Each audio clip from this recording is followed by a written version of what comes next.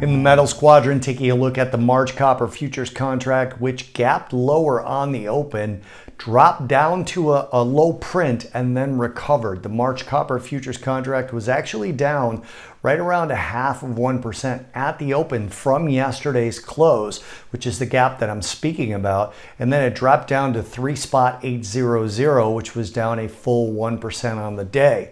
But it soon recovered to turn positive by almost 0.9% at 3.8725. It was actually 89 basis points to be exact, higher from yesterday's settlement. This is the third consecutive day higher for copper, and since the low close on February 9th, copper is now up just short of 5%, and that's based off of a 65 basis point higher settlement at 3.8635. China stimulus, part of the reason. China announced its biggest ever cut in its mortgage reference rate this morning, clearly trying to help out a struggling property market as well as the broader economy, of course.